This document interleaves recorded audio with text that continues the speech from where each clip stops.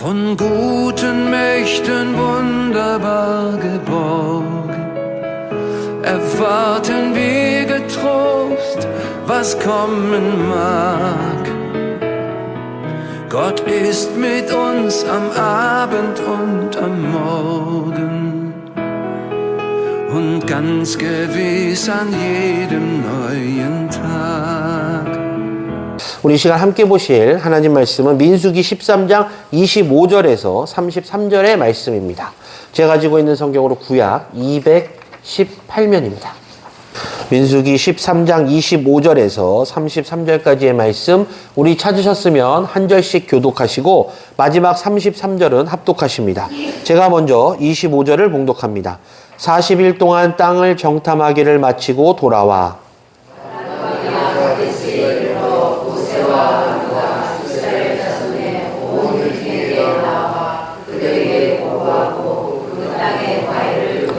모세에게 말하여 이르되 당신이 우리를 보낸 땅에 간즉 과연 그 땅에 젖과 꿀이 흐르는데 이것은 그 땅의 과일이니이다. 그러나 그 땅은 거주는 성은 견고하고 시집이 붉은 아니라 거기서 아낙 자손을 보았으며 아말렉인은 남방 땅에 거주하고 헤딘과 여부스인과 아모리인은 산지에 거주하고 가나안인은 해변과 요단가에 거주하더이다.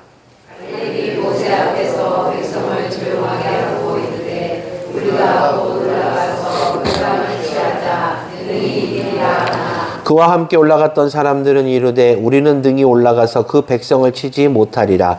그들은 우리보다 강하니라 하고 이스라엘 자손 앞에서 그 정탐한 땅을 약속하여 이르되 우리가 두루 다니며 정탐한 땅은 그 거주민을 삼키는 땅이요 거기서 본 모든 백성은 심장이 장대한 자들이며 합독하십니다. 거기서 네피림 후손인 아낙 자손의 거인들을 보았나니 우리는 스스로 보기에도 메뚜기 같으니 그들이 보기에도 그와 같았을 것이니라.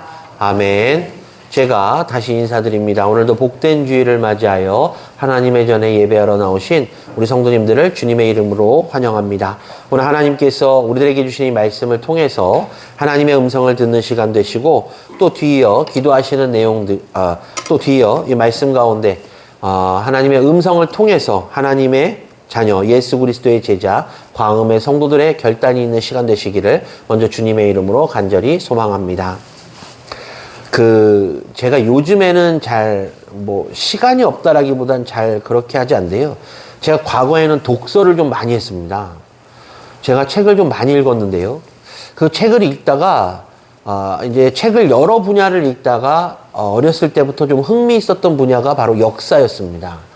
제가 옛날에 대학을 이제 진학할 때, 사학과를 좀 갔으면 좋겠다 할 정도로 이 역사가 저한테는 좀 신세계였고, 좀 흥미가 있었던 과목이었습니다. 그래서 제가 이제 역사책을 좀 많이 봤는데요. 우리나라뿐만 아니라 예전 고조선부터 시작해서 쭉 내려오는 역사들이 있잖아요. 그래서 그 역사들 가운데서 특별히 이 조선왕조에 좀 관심이 많았어요. 그래서 우리 성도님들 기억하시겠지만 예전에 조선왕조 500년이라는 드라마가 있었고 또 조선왕조 실록이라는 그 조선왕조의 그 엮인 그 승지들이 썼던 그 기록들, 책들이 있습니다. 그래서 제가 그 조선왕조 실록에 대해서 좀 열심히 읽었던 기억이 있는데요. 그 조선왕조 실록을 읽다 보면 그 500여 년의 조선 왕조에 있었던 모든 전쟁들이 다 기록되어 있습니다. 그 중에서 대표적으로 일어났던 큰 전쟁 3개를 뽑자면 우리 성도님들 들어보신 대로 임진왜란이 있고요. 그 다음에 정유재란이 있고 병자호란이 있습니다. 여기서 임진왜란과 정유재란은 선조 왕 때 왜군이 침범해서 일어난 전쟁이고요. 이 병자호란은 인조 왕 때 청나라가 쳐들어와서 벌인 전쟁입니다. 이 3개의 전쟁을 이 조선왕조 500년사의 가장 큰 전쟁들이라고 제가 말씀드릴 수가 있는데요. 이 전쟁들을 가만히 살펴보면 참 무수히 많은 사람들이 죽었고 무수히 많은 피해들이 있었다라고 말할 수 있을 것입니다. 그런데 또 이 세 개의 전쟁 중에서 가장 큰 전쟁을 뽑자면 바로 임진왜란이라고 말할 수 있는데, 이 임진왜란과 나머지 두 개의 전쟁을 비교해 보자면 임진왜란이 피해가 너무나도 커서 조금 전에 말씀드린 정유재란과 병자호란의 같은 경우는 뭐 그냥 전쟁이 났었구나 정도 수준의 그런 피해일 정도로 이 임진왜란의 피해는 어마어마했다라는 것이죠. 그런데 우리가 이 참혹한 전쟁이 일어나기 전에 한 사건이 있었는데, 그 사건을 통해서 우리가 알 수 있는 것은 바로 어쩌면 이렇게 큰 희생이 있는 비극적인 전쟁을 대비할 수도 있었겠구나라는 것을 알게 됩니다. 그것은 바로 이 선조가요, 임진왜란이 일어나기 전에 무슨 일이 있었냐면 조선통신사라는 것을 조직해서 이제 일본으로 보냅니다. 일본으로 보낼 때 황윤길이라는 사람과 김성일이라는 사람 두 사람을 불러서 너희들은 일본에 가게 되면 일본이 지금 어떤 상태인지를 돌아보고 특별히 이 일본이 전쟁의 의지가 있는지 없는지를 확인하라라고 이제 명령을 내려요. 조선통신사가 오랜 기간 동안 갔다가 돌아옵니다. 그리고 이 황윤길과 김성일이 왕 앞에서 이제 보고를 하는데, 문제는 이 두 사람의 보고가 상반된 보고였다라는 것이죠. 황윤길은 지금 이 도요토미 히데요시를 만나봤더니 이 사람은 전쟁의 의지가 어마어마합니다. 그리고 곧 우리 조선을 침범하기 위해서 열심히 준비 중인 것 같습니다. 라고 보고를 했고, 김성일이란 사람은 내가 도요토미 히데요시를 만나봤더니 이 사람은 지극히 착한 사람이고 전쟁이 그동안 했던 전쟁이 너무나도 지겨워서 이제 전쟁할 의지를 보이지 않습니다. 그리고 우리를 얼마나 친근하게 반겨주던지 이 도요토미 히데요시는 우리 조선과 친교를 맺고 싶어 합니다라고 보고를 해요. 선조왕은 이 두 사람의 상반된 보고를 듣고 깊게 고민합니다. 그러다가 결국 어떤 사람의 의견을 채택하냐면 김성일의 의견을 채택하게 되죠. 그래서 조선은 아무런 방책을 마련하지도 않은 상태에서 그냥 세월을 보내게 되다가 몇 개월 후에 도요토미 히데요시가 많은 일본군들을 데리고 침범하게 되죠. 결국 이 선조왕은 몽진, 즉 백성과 나라를 버리고 피난 가는 그런 치욕까지 맞을 정도로 어마어마한 전쟁, 그리고 매우 큰 피해를 입은 전쟁이라고 이 조선왕조실록은 기록하고 있습니다. 사랑하는 광운교 성도 여러분, 제가 조금 전에 말씀드린 내용을, 이 사건을 곰곰이 생각해보면 참 희한한 사건이라고 말씀드릴 수가 있을 것이에요. 왜냐하면 동일한 공간에서 동일한 사람을 만났는데 이 두 사람의 의견이 상반되기 때문입니다. 같은 장소에서 만났는데 그 분위기를 다르게 보고하고 있다는 것이죠. 이 두 사람의 판단을 놓고 이 왕이 고심하는 가운데 결국 잘못된 선택으로 인해서 이 왕은 치욕을 당했고 많은 백성들이 죽임을 당하고 나라가 멸망 직전까지 갔던 그런 일이 발생했기 때문에 우리들은 이 두 사람, 황윤길과 이 김성일의 보고, 이 사건에서 선조왕이 올바른 판단을 했더라면 어땠을까라는 그런 생각을 하게 됩니다. 사랑하는 광운교 성도 여러분, 이 사건이 우리들에게 주는 교훈이 있다라면 저는 성도님들께 이렇게 말씀드리고 싶습니다. 제대로 봐야 한다. 그 이유는 어떻게 보는가, 어떻게 보여지는가, 그리고 어떻게 보고 행동하는가에 따라서 한 사람의 운명뿐만 아니라 나라 전체의 운명이 흔들릴 수도 있다라는 교훈을 우리가 이 사건을 통해서 얻었기 때문입니다. 이 신학이요, 우리가 배우는 신학과 철학에서는 이 본다라는 것을 크게 세 가지로 나눠서 설명을 해요. 먼저 첫 번째로 보는 것은 다 물질적이다 라고 말하는 것인데요. 이것은 정신세계, 즉 우리 눈에 보이지 않는 그 모든 것들까지도 물질, 눈에 보이는 것을 근거로 생각하기 때문에 이렇게 생각할 경우 많은 오류들을 범하게 됩니다. 두 번째로 모든 것을 이성적으로 그리고 원리적으로만 보는 견해가 있는데요.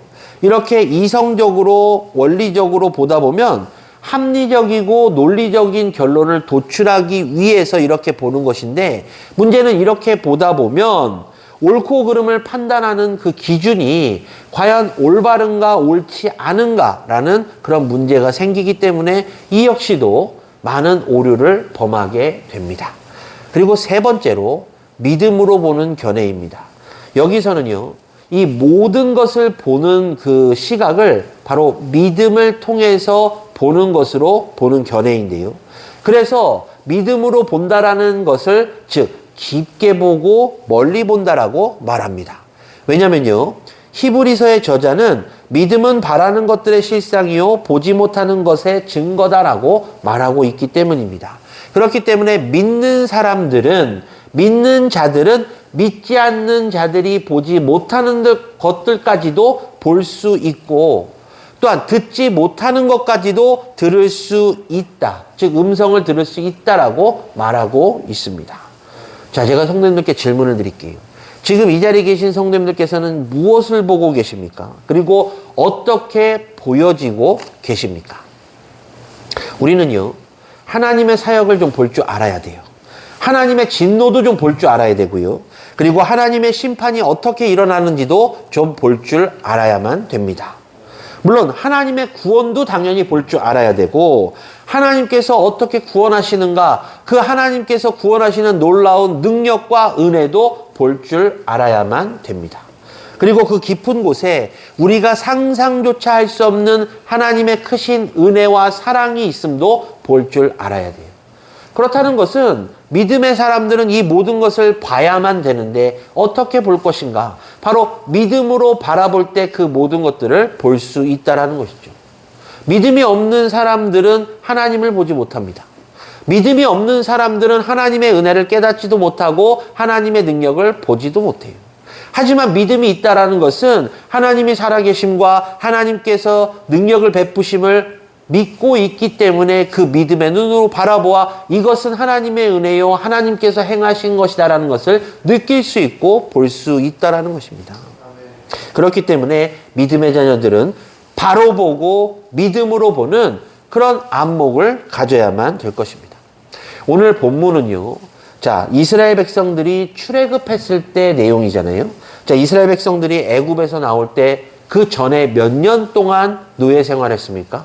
대략 성경은 400에서 또는 430년이라고 이야기해요. 그러니까 그들의 선조들, 즉 야곱과 그의 가족들이 요셉의 축복으로 인해서 애굽으로 이주한 이후에 그의 후손들로 이루어진 이스라엘 민족이란 얘기죠. 그런데 요셉을 알지 못하는 사람들이 계속해서 나타나기 시작하면서 이스라엘 백성들은 이제 노예로 전락하게 됐고 400 또는 430년의 노예 생활을 했던 사람들이라는 것입니다. 자, 그들이 노예로 태어나서 노예로 죽을 수밖에 없었던 운명이 있었고 숙명이 있었지만 그들은 하나님께서 약속하신 하나님의 특별한 은혜로 말미암아 이제 출애굽하게 되었습니다. 출애굽해서 어떠한 은혜를 받았습니까? 낮에는 구름 기둥, 밤에는 불 기둥, 만나 메추라기. 이 모든 하나님의 은혜로 인해서 그들은 하나님께서 약속하신 가나안 땅을 향해서 전진할 수 있었죠. 그리고 때로는 그들의 길을 막는 사람들이나 그들의 원수를 만났을 때 하나님께서 이스라엘 백성들과 함께 하셔서 전쟁에서 승리하게 하시고 그들로 인해서 피해를 받지 않도록 인도하시는 그런 은혜도 체험했고 축복도 받았습니다. 그렇기 때문에 이제 그들은 곧 하나님께서 약속하신 땅에 근접하게 돼요. 근데 문제는 바로 여기서 발생합니다. 하나님의 은혜 가운데 하나님의 말씀을 믿고 잘 따라오던 사람들이 갑자기 인간적인 생각에 빠지게 된 것이에요. 그래서 어떻게 합니까? 정탐꾼을 뽑아서 가나안 땅을 정탐하자라고 결정하게 돼요. 자, 지금까지 본인들이 애굽을 떠나서 하나님과 함께하며 하나님의 은혜를 체험하고 하나님의 은혜를 경험했던 사람들이 이제 약속의 땅을 눈앞에 두고 왜 갑자기 그렇게 인간적인 생각에 바뀌어서 정탐꾼을 뽑아서 우리가 들어가기 전에 가나안 땅을 정탐하자 이렇게 결정했을까요? 지금 이스라엘 백성들의 이 생각, 이 계획은요, 이 발상 자체부터가 불신앙적이기 때문입니다. 자, 애시당초 애굽에서 이스라엘 백성들이 경험했던 하나님의 은혜가 뭐가 있죠? 10가지 재앙이잖아요. 이 10가지 재앙을 통해서 애굽 사람들은 고통을 받았으나 이스라엘 백성들은 하나님이 살아계시는구나, 하나님이 우리와 함께 하시는구나 라는 체험을 했던 사람들입니다. 그리고 그들이 출애굽한 이후 요단강가 앞까지 올 때 하나님의 은혜를 체험함으로 인해서 그들이 무탈하게 올 수 있었습니다. 그러니까 그들은 계속해서 하나님의 능력과 하나님의 은혜를 의지하고 따르기만 했더라면 그들은 조속히 그리고 일찍이 이 가나안 땅에 입성할 수 있었을 것입니다. 그런데 그들의 마음속에 갑자기 인간적인 생각이 들어가게 된 것이, 심지어 그들의 지도자인 모세조차도 이 이스라엘 백성들의 생각을 막지 못하고 그들의 결정에 따라서 정탐꾼을 뽑아서 가나안 땅에 보내는 그런 실수를 저지르게 되죠. 그런데 우리가 이 부분에서 집중해야 될 것은 인간적인 생각을 한 이스라엘 백성들의 그 의견에 대해서 하나님께서 허락하셨다는 것입니다.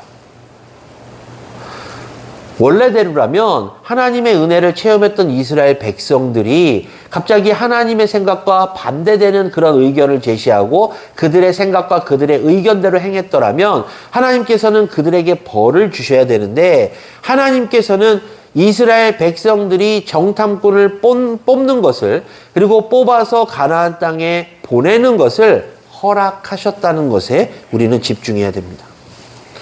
사랑하는 광역교회 성도 여러분, 성경을 이렇게 보면요, 우리가 성경 곳곳에서 하나님께서는 원치 아니하셨으나 당신의 백성들이 원하는 것을 허락해 주시는 경우를 종종 보게 됩니다. 예를 들어요, 탕자가 집을 나갔을 때 그 아버지를 볼까요? 탕자가 집을 나갈 때 아버지로부터 자신이 받을 그 재산을 미리 요구하고 아버지께 집을 나간다고 말했을 때 그 아버지가 어떻게 했습니까?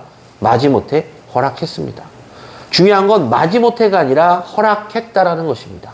또 볼까요? 이스라엘 백성들이 우리에게 왕이 필요하다라고 계속해서 요구했을 때 하나님께서는 원치 아니하셨으나 어떻게 하셨죠? 결국은 사울이라는 왕을 뽑게끔 허락하셨습니다.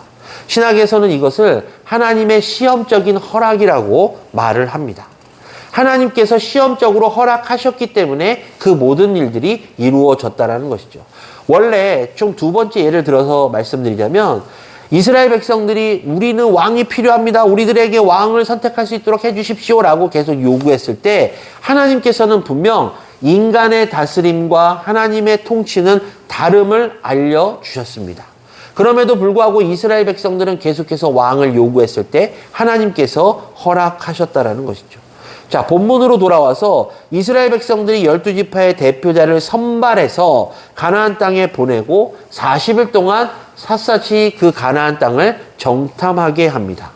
그런데 또 우리가 여기서 주목해야 될 것은 아까 제가 서두에 말씀드린 대로 같은 장소, 같은 상황 동시에 보고 돌아왔지만 10명의 정탐꾼과 2명의 정탐꾼이 본 것도 다르고 판단도 다르고 결론도 다르다란 사실입니다.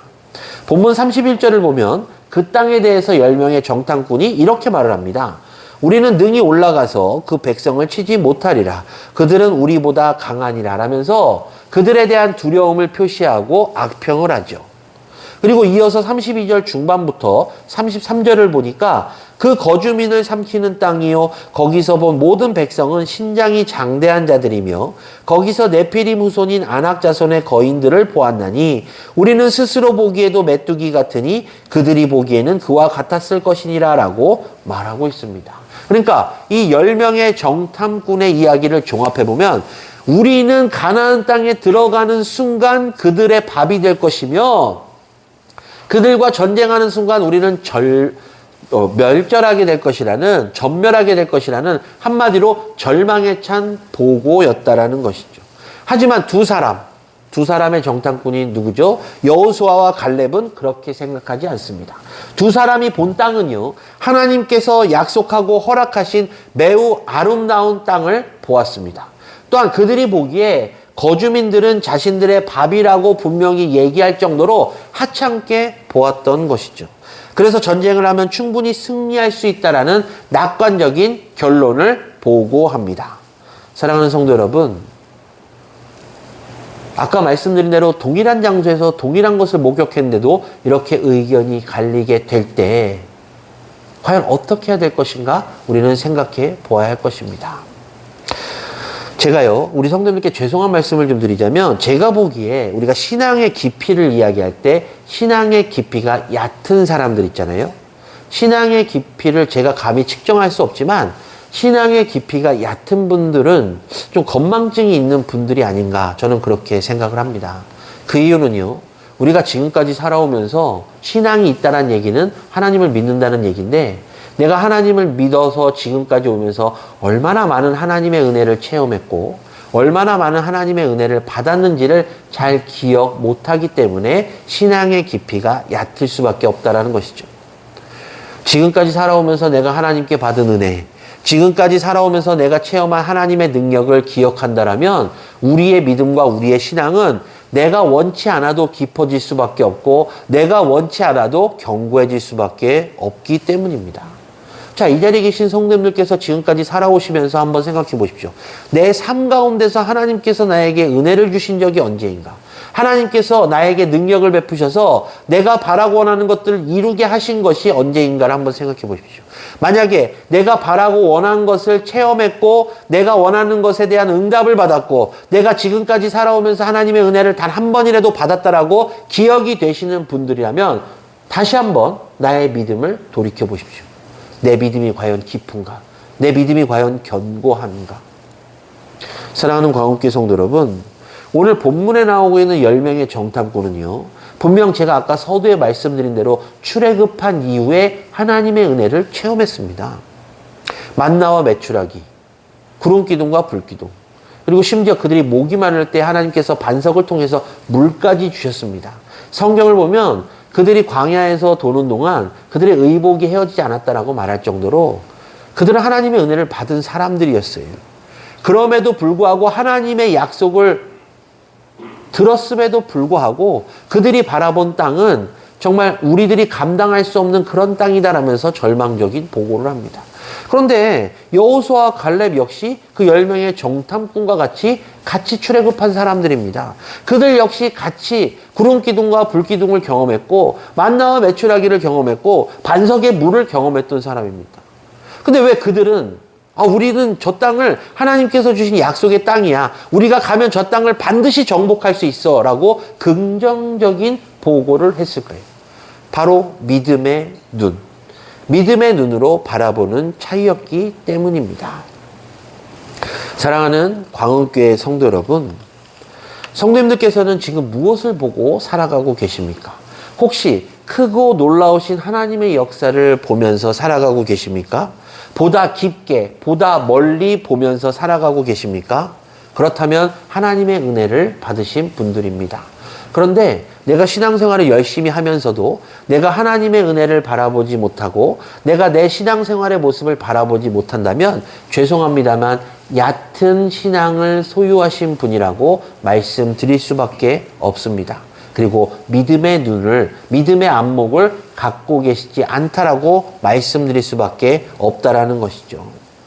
우리가요, 신앙이 있다라면, 정말 하나님의 은혜를 체험하고 하나님의 자녀라는 믿음의 확신이 있다라면 절대적으로 무신론자들과 같이 생각하지도 않고 무신론자들과 같이 보지도 않고 무신론자들 같이 행동하지도 않을 것입니다. 그런데 우리의 삶 가운데서 때로는 우리가 그런 모습을 겪을 때가 있지 않습니까? 제가 과거에 이런 경험을 한 적이 있었어요. 권사님 댁에 이제 신방을 갔는데, 권사님 댁에 이제 신방하고, 이제 다과를 주신다고 그래서 신방 여전도사님하고 집을 좀 구경하게 됐어요. 새 집이었기 때문에. 쫙 이제 구경하고 있는데, 갑자기 그 권사님이 저한테 목사님 뒤로 뒤로 세 발짝이었나? 이렇게 가시라고. 저 왜 그러나 했어요. 제가 문지방을 밟고 있었던 거예요.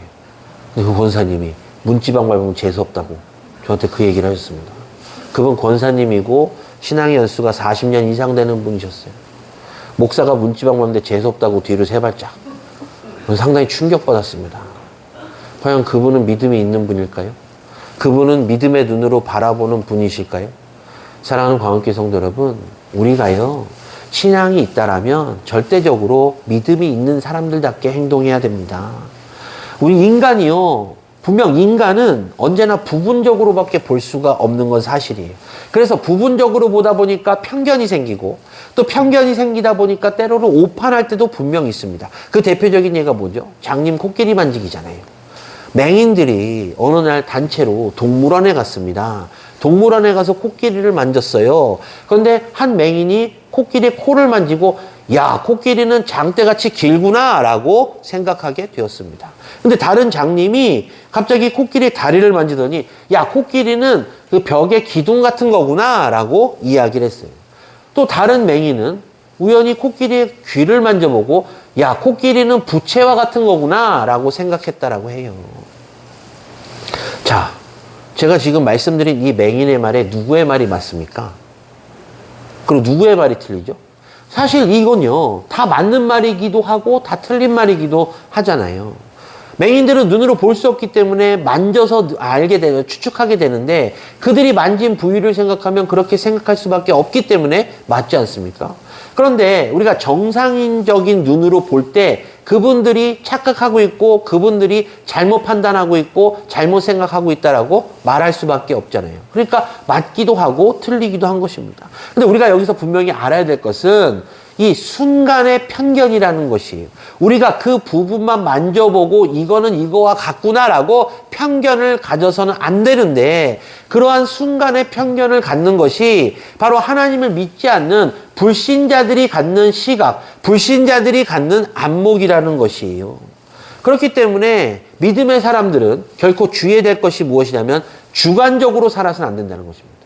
물론 내 생각, 내 주관이 뚜렷한 것이 좋기도 하지만요, 너무 내 주관적으로 살다 보면, 내 주관이 너무 강하다 보면 주변 사람들과 잘 어울릴 수가 없어요. 교회라는 곳은요, 믿음의 공동체, 원래 공동체라는 표현도 잘 쓰면 안 되지만 믿는 사람들이 모여있는 곳이잖아요. 서로 아끼고 서로 협력해서 선을 이루어가야 되는 그런 바로 모임인데, 같은 성도들끼리도 대화하다가 어느 편견 때문에 상처받기도 하고, 어떤 편견 때문에 우울해지기도 하는 그런 경우들을 종종 보게 됩니다.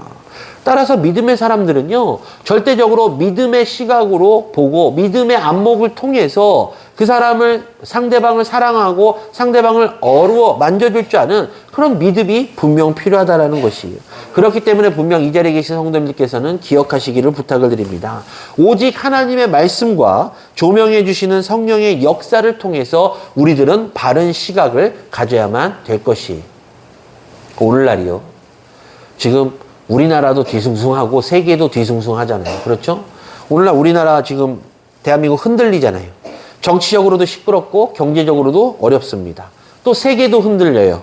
나라 간의 전쟁이 아직도 진행 중이고 국가 간의 이익을 위한 경제 전쟁이 어마어마합니다. 또한 질병 문제도 문제잖아요. 뭐 인도에서 무슨 바이러스가 생겼는데 뭐 치사율이 70%네, 이런 뉴스가 계속해서 나오고 있어요. 그러니까 전 세계 모든 사람들이 다 불안하고 전 세계가 지금 흔들릴 정도로 어찌 보면 전 세계가 다 위태위태하다, 위기다라고 말씀드릴 수가 있을 것입니다. 그래서 사람들이 다 그러잖아요. 야, 큰일 났어. 세계가 멸망할 수도 있을 것 같아. 그런 말들을 종종 하시더라고요. 근데 우리가 한번 곰곰이 생각해 볼게요. 그리스도인에게 있어서 세계가 위태위태해요. 그럼 전 세계가 멸망할 것 같아요. 그것 때문에 걱정하십니까? 그리스도인들이 과연 그런 문제로 인해서 걱정해야 될까요? 우리가요, 우리들의 삶 가운데서 하나님을 온전히 안다라면 우리들은 그런 문제에서 조금 자유로울 수 있지 않을까요? 왜냐하면 하나님께서 우리를 지켜주시는데, 하나님께서 우리를 보호해 주시는데, 하나님의 자녀로서 하나님께서 그 문제들 가운데서 우리를 이끌어 주실 것이 분명한데, 물론 경제적으로 어려움으로 인해서 내가 힘들 수도 있습니다. 질병으로 인해서 고통받을 수도 있어요. 하지만 우리가 세상이 멸망할 것이라는 그런 두려움에 떨어서 살면 안 되지 않습니까? 우리는 믿음이 있는 사람들입니다. 우린 신앙이 있는 사람들이잖아요. 우리가 그동안 예수만 바라보고 살았고 하나님만 바라보고 살았지 세상의 문제에 의해서 그걸로 인해서 두려움에 떨면서 산 적이 있습니까? 바라기는 이 시간 이후로는 오로지 하나님만 바라보시고 예수만 바라보시면서 세상 것에 대한 걱정, 근심 모두 다 내려놓으시고 하나님만 바라보시기를 주님의 이름으로 간절히 축원합니다. 자, 여호수아와 갈렙이 가졌던 이 신앙의 안목은요, 미래지향적임을 우리는 기억해야 돼요. 하나님께서 우리들에게 주시는 땅이었는데 그 땅을 우리가 가면 정복할 수 있어라는 미래지향적인 바로 그런 안목이 필요하다라는 것입니다. 하나님께서 약속하셨는데, 하나님께서 주실 것인데, 그 약속만 믿으면 되는데, 하나님께서 시키시고 하나님께서 원하시는 대로 따르기만 하면 되는데, 왜 그것들에 대해서 두려워하시고, 왜 그것들에 대해서 발을 딛지도 아니하시고 걱정만 하십니까? 저는 올해 2026년도 우리 광운교회가 분명 잘 될 것이라고 생각합니다. 그러니까 너무 성도님들 걱정하지 마세요. 우리가 여호수아와 갈렙 같은 믿음의 눈을 가졌다면 분명 하나님께서 우리들에게 약속하신 그 은혜를 우리들에게 부어주실 것이기 때문에 우리들은 결단코 문제될 것도 없고 더욱더 활발하게 신앙생활하면 됩니다. 오히려 더 하나님께서 우리들에게 베푸시는 은혜를 위해서 간절히 기도하고 더욱더 열심히 노력하면 우리가 바라고 원하는 대로 우리 광운교회가 올해 한 발짝 더 전진해 나가는, 그리고 이 지역의 복음화에 앞장서는 교회, 그리고 빛과 소리의 역할을 감당하는 시금석의 역할을 감당하는 교회가 될 것이기 때문입니다. 그렇기 때문에 성도님들께서는 절대적으로 믿음의 눈으로 미래를 바라보시기를 주님의 이름으로 간절히 축원합니다. 말씀을 정리할게요. 본문을 보면요, 신앙이 없었던 사람들, 하나님에 대한 믿음의 안목이 없었던 사람들은 부정적인 대답을 합니다. 불가능하다. 우리는 저들 앞에서 메뚜기 같다. 라는 부정적인 대답을 해요. 그런데 긍정적이었던 여호수아와 갈렙은 가나안은 우리들의 것이다. 저들은 우리의 밥이다. 라며 긍정적인 보고를 합니다. 자, 성도님들께서는 어떠한 안목을 가지고 어떠한 삶을 사시겠습니까?